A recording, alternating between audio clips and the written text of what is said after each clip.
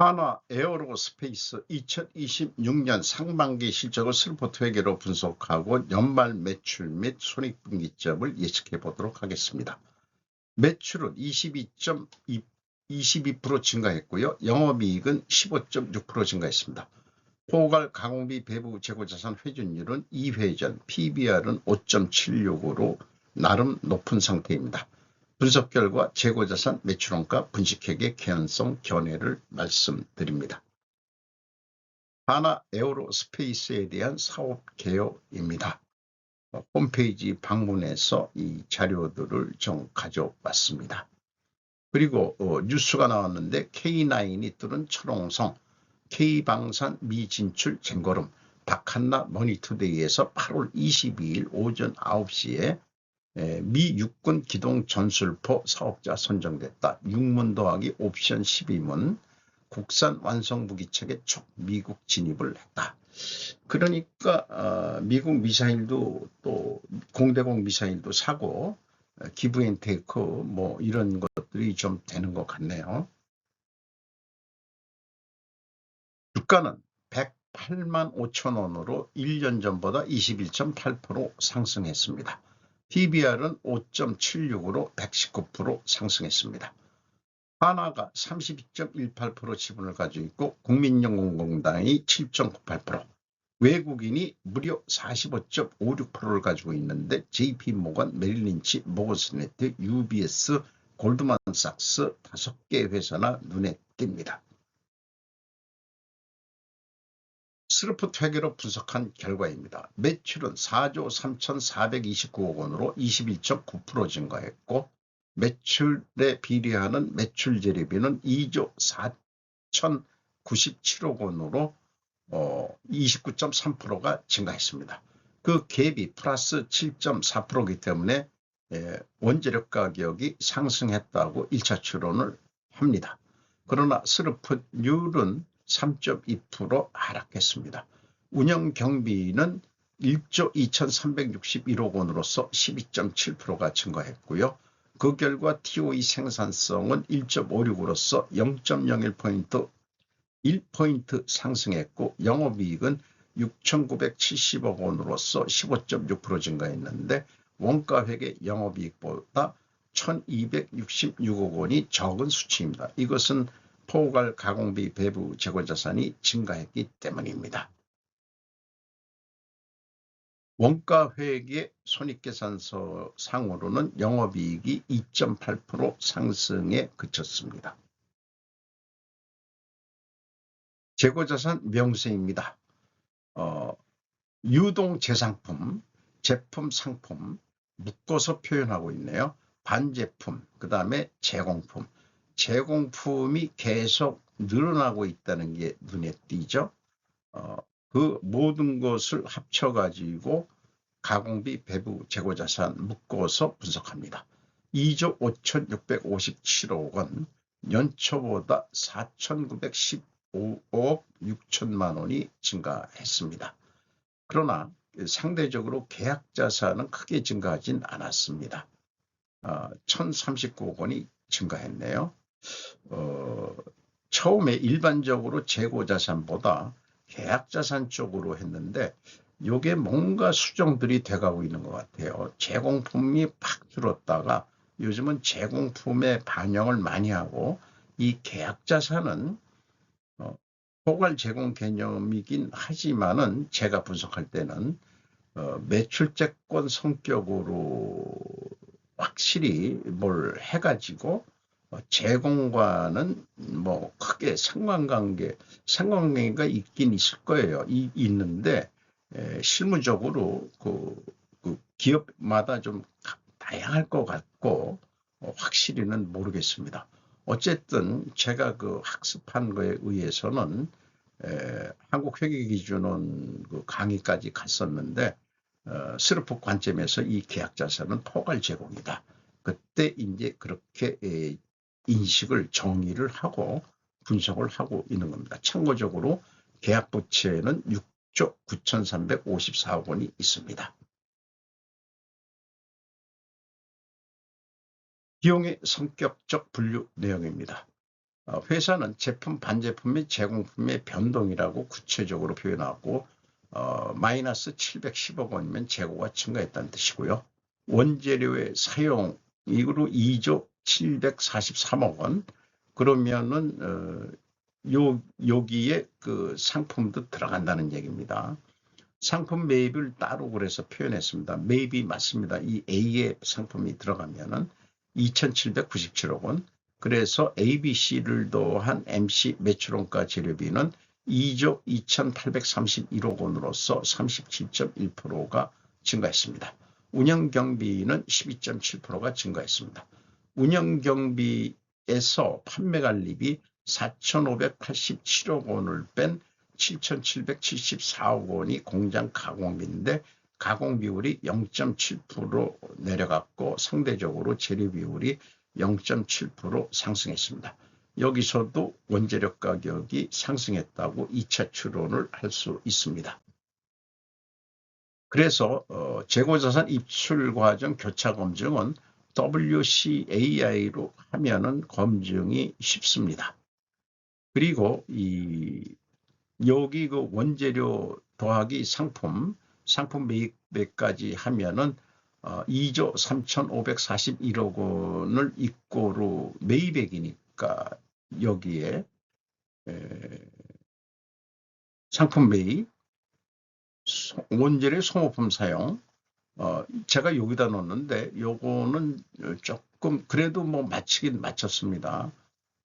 그리고 여기 그 위에 갭은 계약자산의 증감액이 되겠습니다. 회계기간이 반영이 되지 않는 수주 잔고는 중소기업 일개 공무부 수준밖에는 되지 않는다. HD 현대중공업에 가서 한 수 배워와야 할 것이다. 세계 인류가 되려면 아직 멀었다. 이 수주잔고 관리만 하더라도 수주잔고가 2개를 합치면 한국 에어로스페이스 및 해외 종속기업. 근데 그러면은 위에 것만 보더라도 어쨌든 항공 방산 2개니까 2가지 합치면은 69억 원, 한 70조 원이 되는데 상반기 매출이 4조면은 한 8조 하면은 그 수주잔고가 한 70조 원이면은 8조에서 한 9년치 정도 이렇게 벌써 그렇게 가지고 있냐 이런 게 회계기간이 좀 들어가야 돼요. 그걸 현대중공업에 가서 좀 배워왔으면 좋겠어요. 이게 공무부 제가 감사를 해봤었는데 공무부가 이 정도 수준밖에 안 되거든요. 회계기간이 몰라요. 회계기간을. 1단계 재고자산의 변동검증 요것은 해보면은 계약자산의 증감까지 해가지고 말은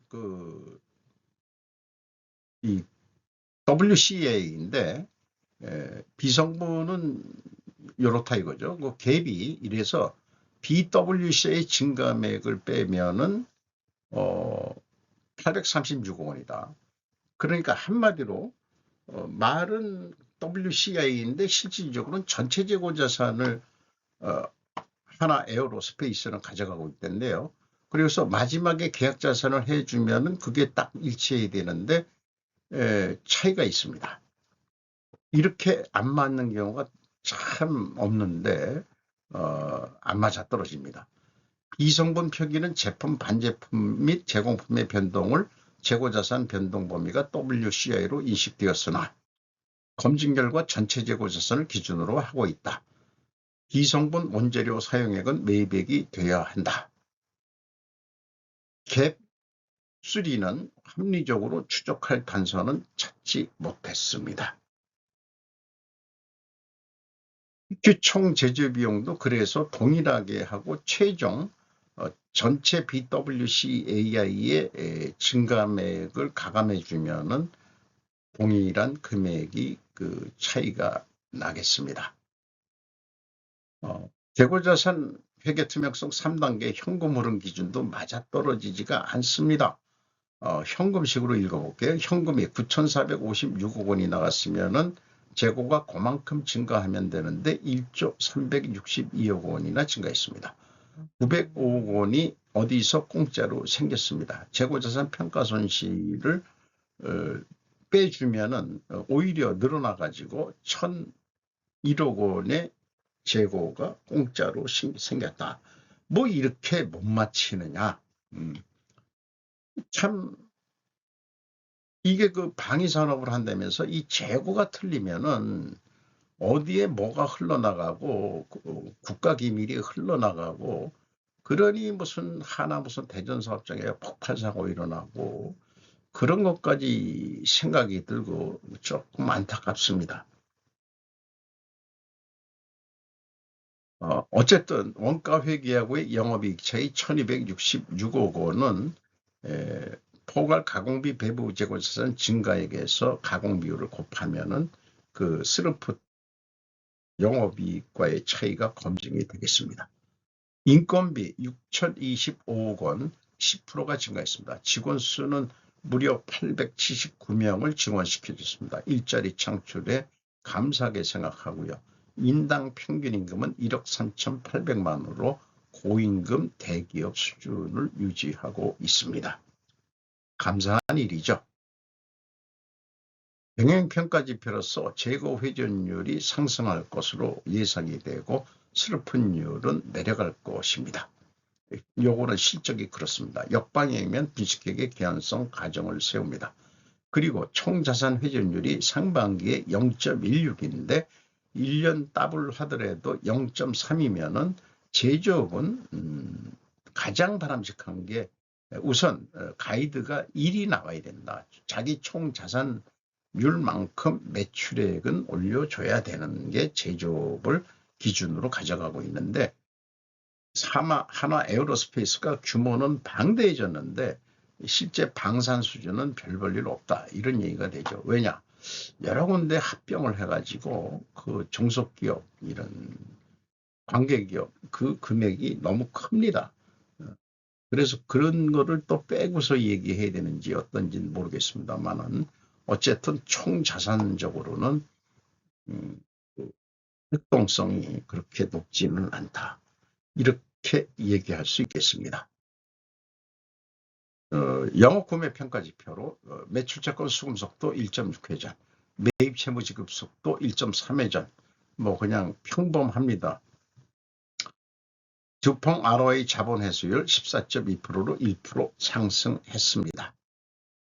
자, 앞서 얘기한 대로 회전율은 상승했고 슬픈율은 하락했기 때문에 부식회계 개연성 가정을 세우고 이것을 반증하려면 원재료 가격이 하락해야 되고 판매 가격은 인하가 돼야 됩니다. 근데 1, 2차 추론에서는 원재료 가격이 상승했을 거다 이렇게 얘기를 했죠. 그런 거를 검증을 해줘도 여기 원재료 가격 추이, 제품 가격 추이는 한마디로 방위 산업이기 때문에 못 알려드리겠습니다. 이런 게 사실 너무 건방을 떨고 있는 거 아니냐 그런 생각을 하게 됩니다. 이런 얘기를 떳떳하게 하려면 재고자산 회계 투명성 제가 검증하는 저는 그 재고자산 한 놈만 패니까 다른 거는 모르겠어요.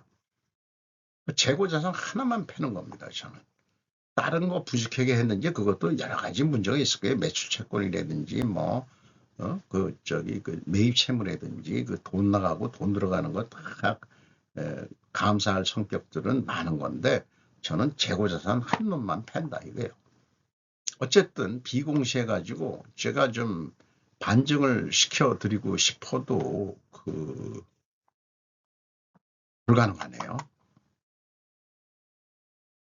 그러니 결론은 부식회계 개연성 가정을 의견을 말씀드리고 반증이 되기 전까지 제 2로는 유효한 것입니다.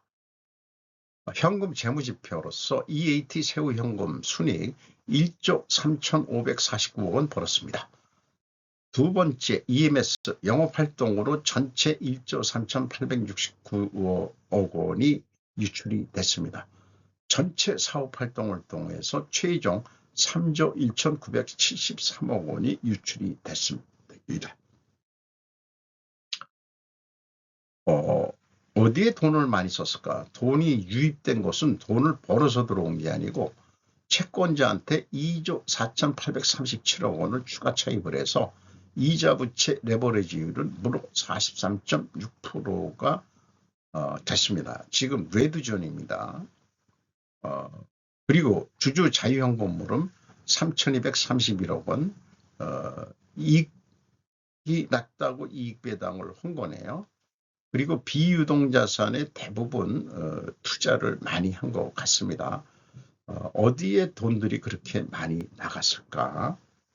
차이까지 해가면서 재무상태표 보면은 유동자산이 1조 6천억 원이 증가했는데 재고자산이 또 크게 늘었죠.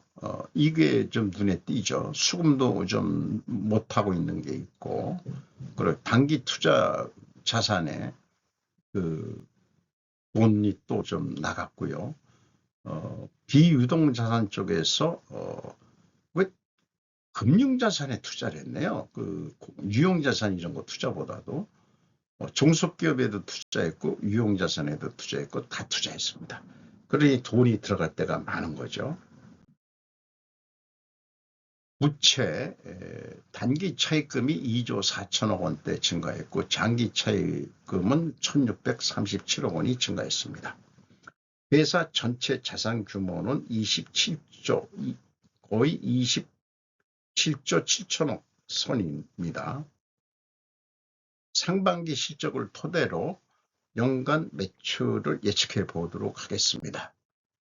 운영경비 1 더하기 100%에서 영업이익도 그렇게 해서 스르픈율로 나누면은 8조 6,858원을 할 것으로 예상이 되고, 매출 재료비 기준도 동일한 방법으로 매출 재료비율로 나누면 동일한 매출액을 예측할 수 있겠습니다. 전년도에도 동일하게 했다면은 제가 7조 1,256억 원 했는데 실제 결과는 9조 5천억이었습니다. 무려 25%면은 이거는 뭐 25%를 차이가 났다면은 이 회사는 하반기에 매출 실적을 팍팍 올리고 있다. 이런 추세일 것 같다. 이걸 참고하는 거죠. 이 올해 그 매출 계획을 확정할 때. 그래서 전년도 손익분기점은 7.75에 왔습니다. 올해도 변함없이 7.75입니다. 이걸 감안해서 계획을 세워야 되겠죠. 그래서 실행 가능한, 달성 가능한 걸 해보니까 25% 하면은 그게 되겠냐? 잘 모르겠습니다만은 일단 102%를 하는 거로 시뮬레이션 했습니다. 왜냐? 매출 달성 시기가 가능하냐의 문제가 있기 때문에 그렇습니다. 지금까지 진행한 속도로 봤을 때. 그래서 8조 7,500억을 하는 거로 확정을 했었는데 약간 1년이 지나가요. 그러면 실현 불가능할 수도 있기 때문에 어떻게 할 거냐? 재고 회전율을 속도를 내는 겁니다. 속도를 내서 재고 회전율을 올리는 건데 7.3%. 그러면은 실제 매출액이 9조 3,897억 원이 실질적으로 아니래도 이만큼 증가 효과에 의해 가지고 영업이익이 1조 6천억까지 늘어갈 수 있다는 것을 주장하기 위한 것입니다. 그리고 현실적으로 이렇게 또 될 수 있고요. 밀어내기 수치 그 제공품을 빨리 만들어 가지고, 그래서 이것이 계산해 보면은 아마 속도가 빨라진 만큼 12개월 안에 끝낼 수 있다. 9조 원까지 하는데 이렇게 되기를 희망합니다. 원가 회계는 재고가 20% 감소했을 때와 증가했을 때 각각의 매출 원가를 고려해 봐야 되고, 재고가 20% 감소했을 때는 한 매출이 9조 4천억까지 올려야 되고 20%를 증가한다면 8조 4천억만 해도 동일한 목표이익은 나온다. 엄청 큰 차이가 나는 거죠. 이 재고 증가나 계약자산 증가가 그래서 제공품이 왕창 늘어나는 것에 대해서 의구심을 좀 해봐야 됩니다. 어쨌든 영업은 이것을 어떤 그 방사청의 납품 단가라고 한다면은 좀 안 깎이려고 조심스럽게 총계가 890만 원인데 890만 원 그대로 냈으니까 우리가 빽대기가 다 되니까 깎지 마세요. 그런데 방사청이 무슨냐, 스르프 쪽에서는 875만 원이면 된다는데, 이래서 계약을 하면은 영업이익이 팍 깎이죠. 그리고 스르프만큼 9조 3,897억 원을 했을 때 요거 매출원가를 좀 내려야 이익이 좀 더 나니까 그렇게 하더라도 한 3,350억 정도 이익이 증가하는 거, 이거를 다시 비교를 하면은 이걸 뭐 톤당 가격이든 뭐든 875만 원에 팔으면은 스르폿은 140만 원 남는데, 재고 감소했을 때는 98만 원밖에 안 남고 재고 증가할 때는 200만 원이나 크게 나는 거로 되어 있습니다. 이 재고 증감이 폭이 크기 때문에 이런 차이가 있습니다. 그래서 동일한 매출액을 증가시켰을 때 이곳은 재고 감소 또 추가 생산 안 하고 그렇게 되면은 원가 회계 영업이익은 스르폿보다 떨어지게 되어 있습니다. 그러니까 2조 원이나 벌었던 건데 1조 3천억 분이 안 된다 이게요. 아니 더 팔았는데도 왜 그러냐? 그게 원가 회계의 맹점인 거죠. 재고가 감소하면은 매출원가가 증가해서 영업이익이 준다. 이렇기 때문에 허구날 연말을 결산할 때 재고를 늘리려고 노력을 하게 되는, 이런 우리는 이상한 나라에 살고 있는 것을 일반 사람들은 못 느끼고 있는 거죠. 그리고 원가가 높다느니 뭐니 해서 가격을 올려달라고 그러고 그러고들 산다, 이런 얘기예요. 과잉 생산 덤핑하지 말라. 공산주의 원가 회계를 스루프트 회계로 전환하자. 오른쪽 길로 가자. 코리아 웨이. 네. 오늘도 좋은 하루 되시기 바랍니다. 굿바이.